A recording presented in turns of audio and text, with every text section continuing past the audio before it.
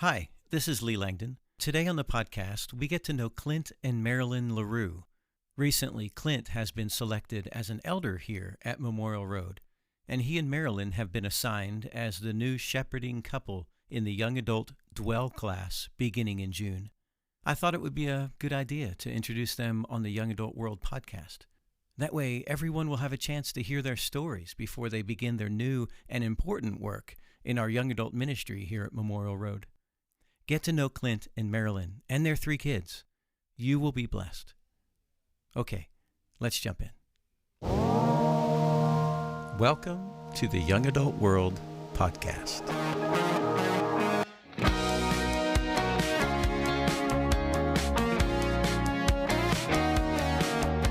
Clint and Marilyn LaRue, welcome to the Young Adult World podcast.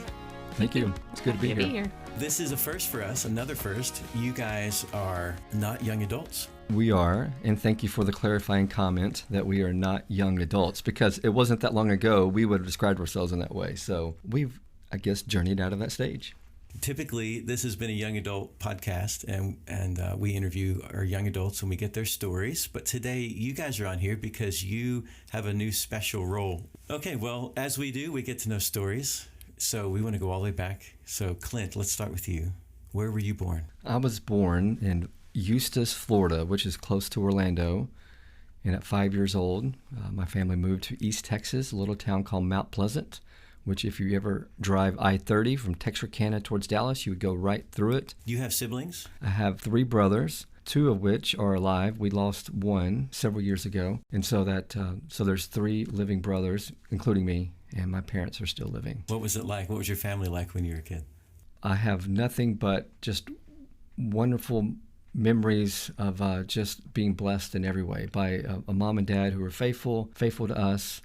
And we were probably in the lower spectrum of income. I mean, not poverty, but we were low middle class. My dad worked for Frito-Lay, put chips in stores, and my mom, neither went to college, and so, but we just consider ourselves blessed in every way. I grew up kind of on a farm. My dad had about 70 acres, loved having cattle. So you grew up like with chores on the farm in the morning. Yep, indeed. What were some of the chores you did? Like you milk? Did you milk cows and stuff like that? We had a couple of Jersey cows that we would milk, and so yes, and just mowing a lot of grass, being on a tractor, shredding grass, and just doing stuff around. And there was always work to do.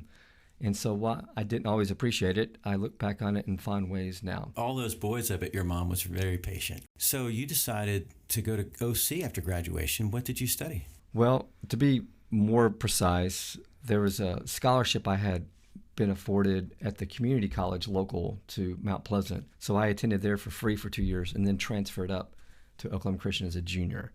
And I came thinking I would major in engineering. All of my youth group went to Harding, and I thought that's where I would attend, but OC had an engineering program, and I had decided that's what I wanted to do. And so I came not knowing anyone really, ended up changing my major once I was here after a semester to math education.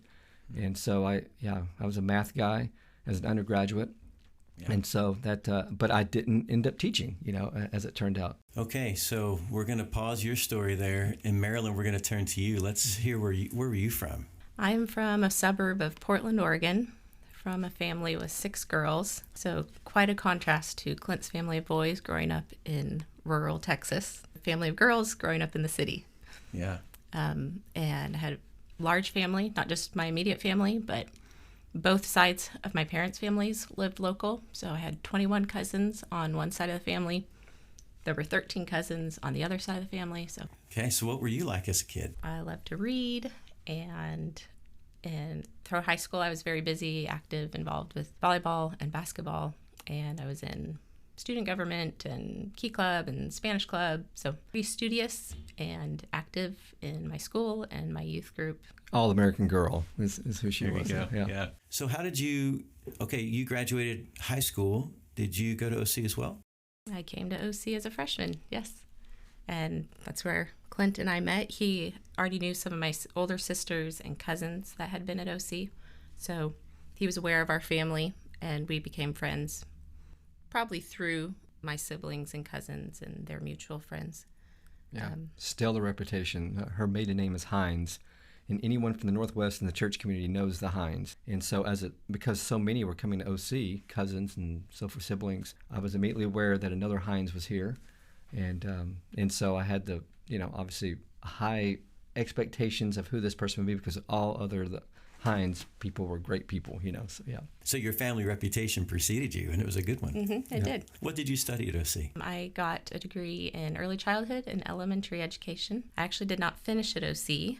Our relationship had progressed, and in the meantime, he had taken a job at Cascade College. I had started working at OC, so she was a student still. So I'm 6 years older. And so when she came to visit, I was employed at OC. And so I was aware of her visit. Obviously didn't know I would marry this girl at some point. But fast forward 2 or 3 years, I'm asked to move to Oregon to be at Cascade College. We are at a point relationally where we could see a future, like something could, develop. But we really had a long distance relationship, and I was getting to know her family. I was attending the same church in the Northwest where her family was. And but then she ended up deciding to transfer, and we had gotten engaged. And so it was an easy transfer because of the relationship between Cascade and Oklahoma Christian. So you transferred back to Cascade? I did. Oh, wow. So you were dating there for a while, and then you got married up there, I guess? Or how did that play out? We got engaged while I was still at OC, and then a semester later, a little over. So November we get engaged. You're up at that January at Cascade. And so there was one semester she was living at home and just commuting back and forth to class. And we were married on June 1st after the end of that spring semester. And then her last year, we were married. That adjustment period after you first get married is really tricky. Do you remember that time? We have just such warm, pleasant memories of those days. Yeah. Had a little apartment. We had to get really intentional with how we're going to make this thing work financially. And, we came together, and that was part of our journey. But we had this nice little quaint apartment, and we just coming home to her at the end of a day and was awesome. Do you miss living up there? I do. Yeah. What do you miss about it the most? Being close to family. Yeah. I do have a little bit of family in Oklahoma, but the majority of my immediate and extended family is in the Northwest. And it's just beautiful there. We hosted most of my family at Christmas, and some of them, it was their first time here. And the one word that was used to describe Edmond was, it's bleak. The landscape is different. The plains, I guess, right? Compared to, I guess, mountains. And yeah, it's beautiful up there. I've been up there one time to Portland, and it was just fantastic. So tell us about your family now. What is your family life like now? You have children? We have 3 kids. Wesley is a junior in high school. Natalie's a sophomore. And our youngest, Colby, is in 7th grade. So this summer will be big birthdays for all of them. Our oldest will turn 18. Oh, wow. Our daughter will turn sweet 16. And our youngest will become a teenager. He'll turn 13. Oh, this is a big year for them. Yeah, it is. For all of you. They're great kids. Yeah. We have a good time together. They are wonderful. What is life like right now? Are you just kind of helping them succeed, following them around, doing different things? Or? I don't know, following them around as much as just trying to stay up with different things that are going on. And our oldest has been driving for a while, and he's at Memorial High School, and just so much to do, activities. He's on the swim team at Memorial High School in the orchestra, and he loves those activities. Very active in the youth group here, and he just thrives in these spaces. And our younger 2, Natalie and Colby, they started at Oklahoma Christian Academy this last year. So they're in a different space for school, and that's been a good experience for them as well. But yeah, they're active in their own ways and doing different things, and trying to stay up with them. So our come together time is typically at dinner time, and then assuming everyone is at home, try to have a come together time before bed to just have time of conversation, and we all enjoy that. But that's harder to do now because of schedule. Sometimes there's commitments. Yeah, our kids are so important to us, and we want to be there for them. And I love what you guys are talking about, having the check-in before you go to bed. I think that's so important. And that was a norm for Marilyn growing up, and she has brought that into our family, and it's just a norm. It's what's expected, and but it is so expected that we don't think much of it. As far as someone else may come into our home and think, "Well, that's interesting or unique or really good," but our children just know nothing different than having a quick time of prayer before bed. Life is so much better when we're leaning on God. I mean, he's really the one that's in control, isn't he? What do you guys do for fun? I enjoy a good football game, and my youngest son loves watching that with me. Who's your team? So I grew up in Texas, so I have to divulge this at this point. I'm a Texas Longhorn fan. Okay. And not popular around here, but it's interesting. My youngest son, he does not mind being the contrary one at school. He wears burnt orange loud and proud, and he never has been he didn't grow up in Texas himself, but that's become his team as well. And I didn't force this upon him, but boy, he's embraced it. That is something we do for fun. I love reading, so I love a good book. Marilyn, what do you like to do for fun? I think it's usually anything involving our kids. Yeah. We enjoy going on trips together, being active. I like walking outside. I enjoy playing the piano. All of our kids are musical. I only play the piano, but they each play at least a couple instruments. Love going to their concerts. I think that's a highlight for both of us of the year, is hearing them play and perform. But more than anything, just having our family together is probably where we have the most fun. Yeah. So let's talk about your work life. I'm just curious, just real quick, Clint, what do you do for a living? My current role is I have responsibility for the financial operations of Oklahoma Christian. I work closely, report to our chief financial officer. Yeah. And I enjoy that, believe it or not. I really enjoy it. It's never dull. Marilyn, what do you do? Well, when we first got married, after I graduated, I taught kindergarten in the public schools, and then I stopped when we had our first child. Yeah. How long was that? Stay home with our kids. How long did you I taught 3 years. And then shortly after we had our first son, I started teaching at Sunshine School here at Memorial Road, and I did that for a few years. And then I started directing with Stephanie Langley, and I've been doing that now 11 years. 11 years? Mm-hmm. Opportunity to be with wonderful ladies that work there and get to know the kids there, and it's a good ministry too, and I'm really happy to be a part of it. That's such a great opportunity to reach out and meet so many people in our community. Yes, about half of our kids do not attend the church. Yeah. So it's a big outreach. I'm so glad you're part of that. Between that and her teaching of the kindergarten class on Wednesday nights, which she's been doing for several years now, I don't know if there's children here who do not know who she is. She has a special relationship with so many of the children, and she loves them.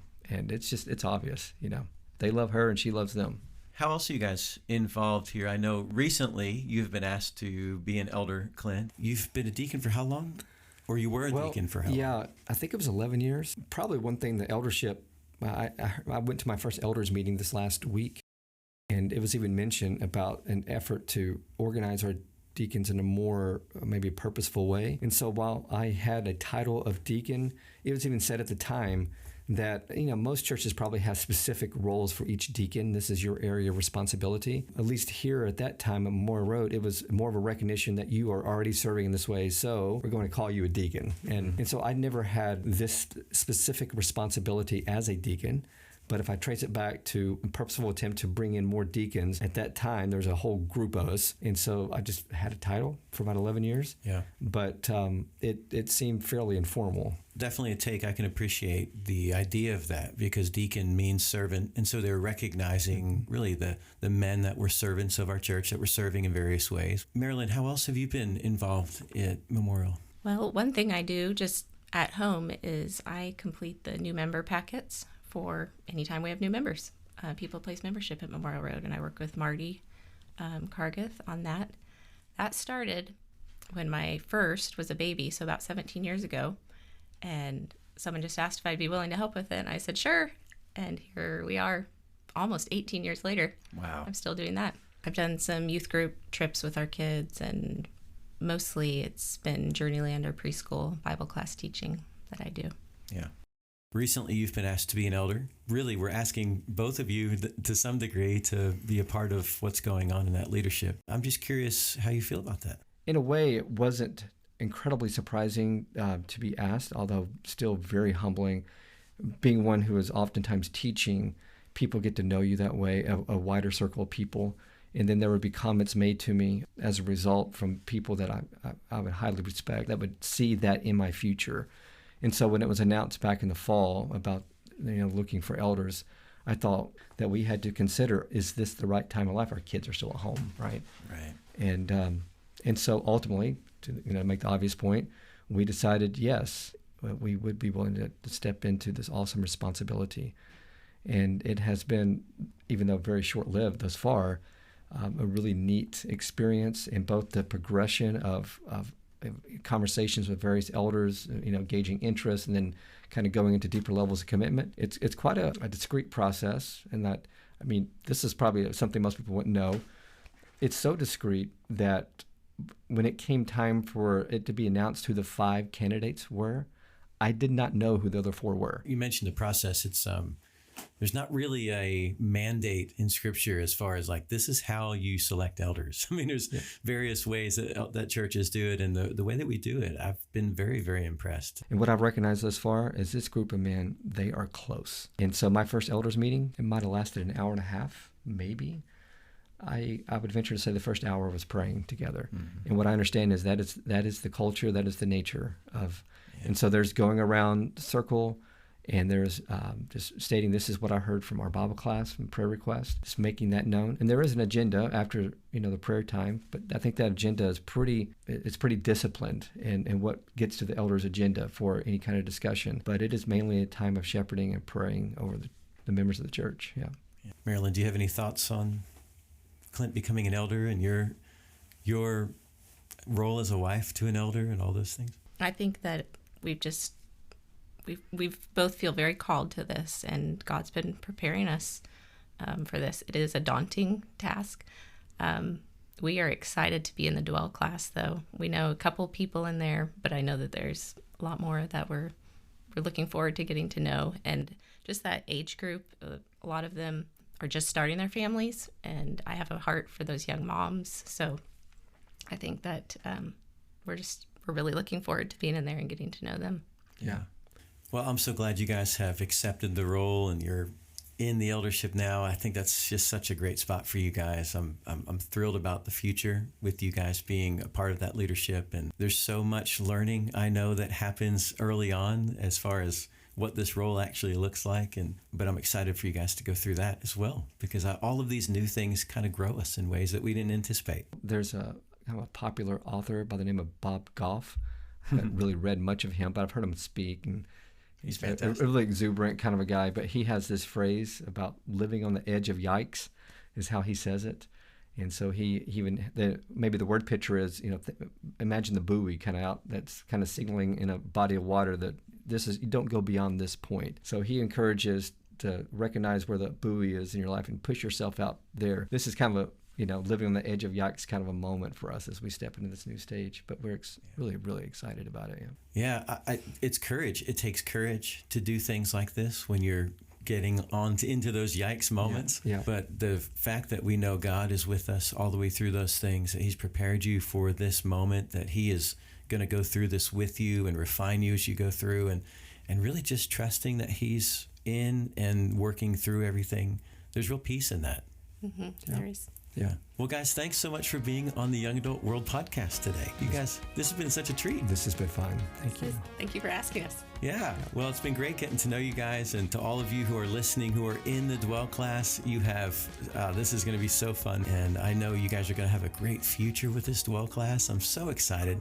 I'm so excited because I get to work with you too now. So this is going to be really fun. Yeah. Amy and I both get to work with you. Thanks so much for being on here, guys. Yeah. Thank you, Lee. Thank you, Lee. We appreciate you. Hey, thanks for joining us today. I hope this conversation was meaningful to you. Come find us on Instagram. Our profile is Young Adult World Podcast. Tell us what you connected with during our podcast today.